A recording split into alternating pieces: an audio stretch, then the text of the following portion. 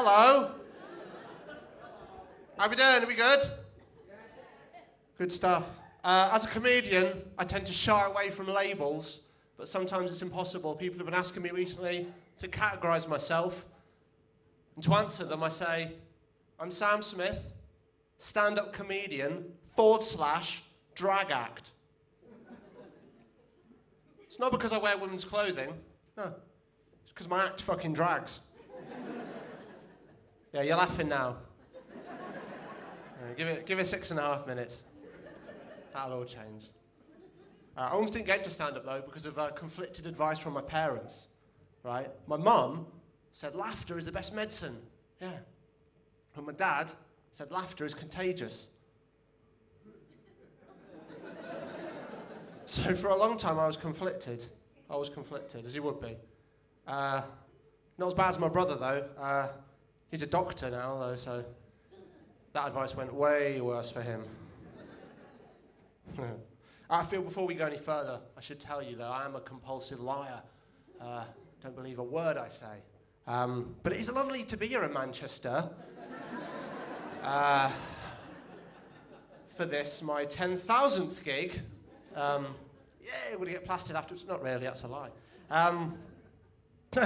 I told that joke to someone recently, and they said to me, you like to sail pretty close to the wind with your material?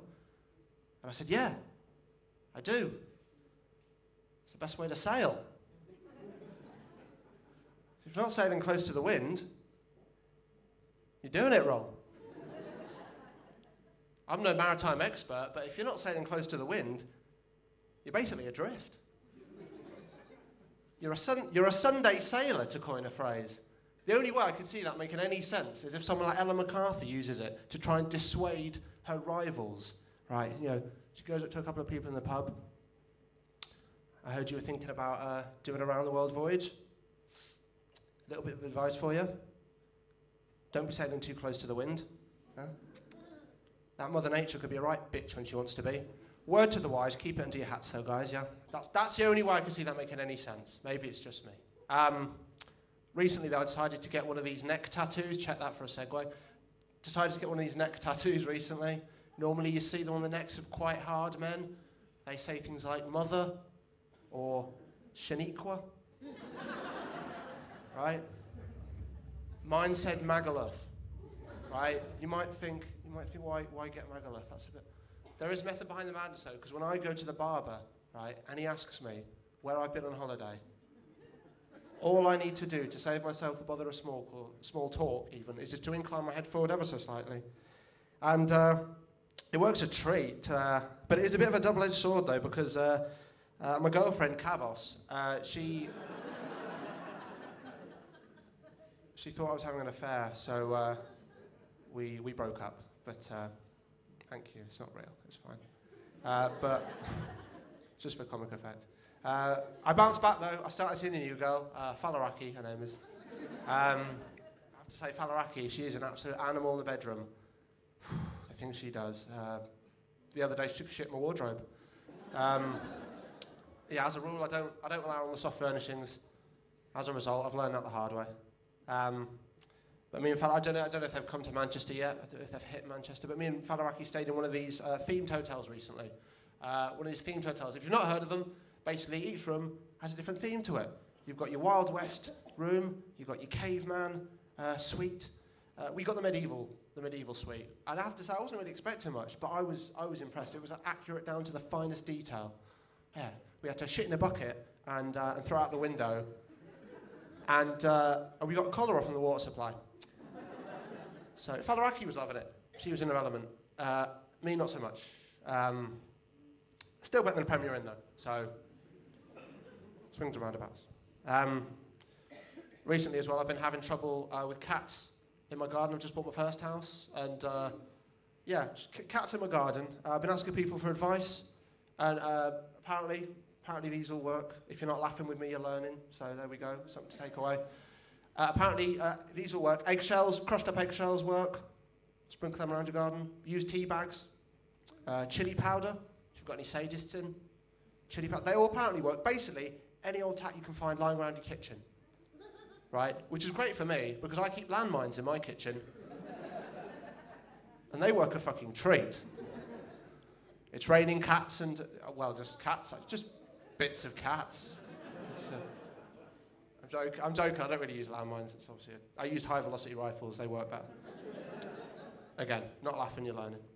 A friend of mine, he said, you don't want to bother with all that. What you want to do is get yourself a dog. Not a real dog, they're too expensive. Just a picture of a dog. Google image search, get some nice word art underneath it. Stick that on your back gate, that'll keep them at bay. Whoa, steady on, lads. You know, just wear around Windows Vista. Or XP if you prefer. Maybe not.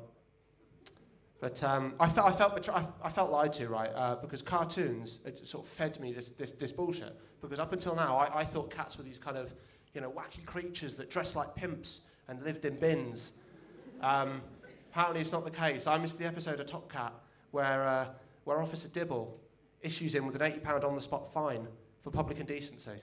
I must have missed that one. Hanna-Barbera back archives. Also, just on a tangent, I thought it was a horrendous waste of police resources that there was a police officer assigned to an alleyway of 6 cats.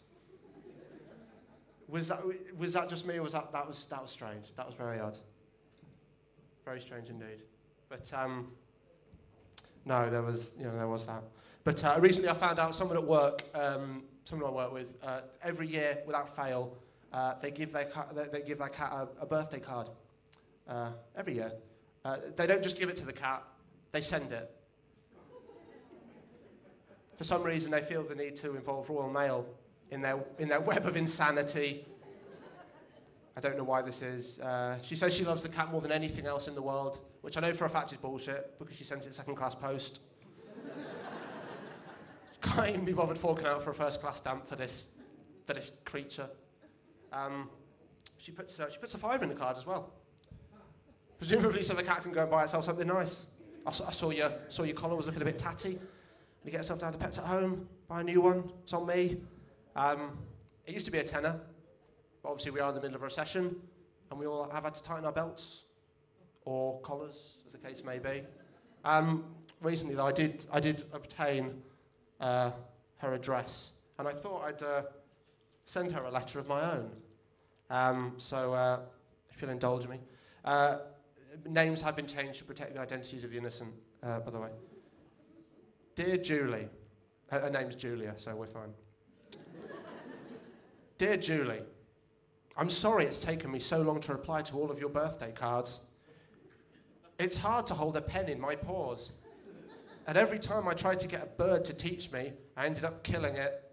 Sad face.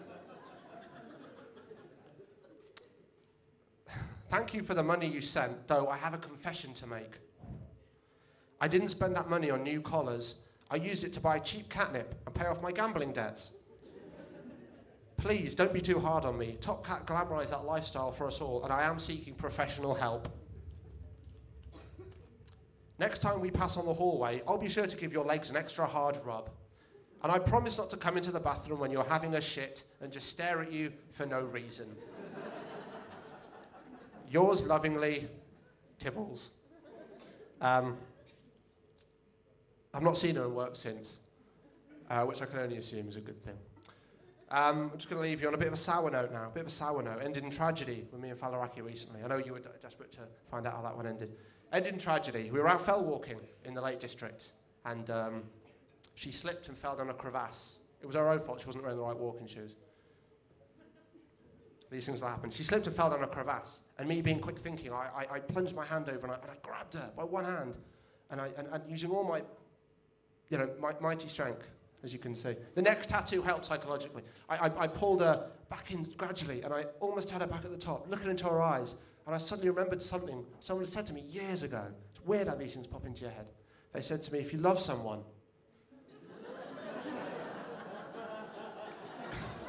if you really love someone, if you truly love them,